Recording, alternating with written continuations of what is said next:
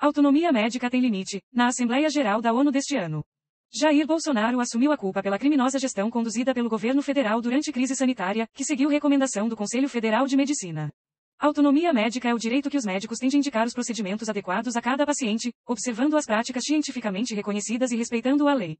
Essa definição é do Código de Ética Médica, norma do Conselho Federal de Medicina (CFM) que regulamenta o exercício da profissão. Nesse sentido, os médicos não podem sofrer limitações na sua liberdade de escolher, dentre os meios cientificamente reconhecidos. Bolsonaro admitiu diante da comunidade internacional que incentivou uma prática que subverte a autonomia médica em função dos seus interesses políticos. Portanto, a autonomia dos médicos não dá aos profissionais a liberdade para adotar qualquer conduta que quiserem, ela está limitada, na origem, pelo dever de buscar a alternativa mais benéfica ao paciente. E são as evidências científicas que dão o parâmetro do que pode ou não fazer bem aos pacientes, ou seja, a ética médica está baseada na relação médico-paciente, mas também na ciência.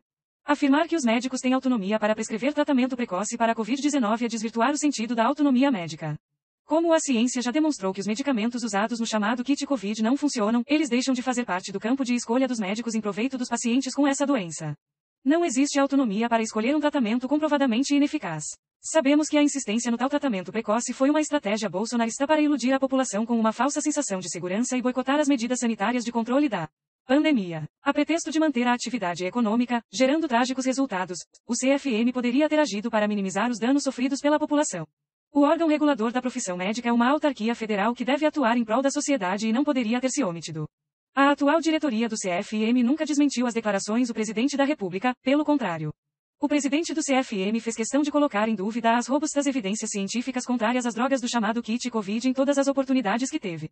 E continua até hoje se apoiando num parecer de abril de 2020 assinado por ele mesmo, que, no começo da pandemia, reconheceu o uso off-label de medicamentos contra a Covid-19, mas ignora que, desde então, muito conhecimento científico foi produzido e se recusa a mudar esse parecer. Quantos médicos de boa-fé foram induzidos por essa postura?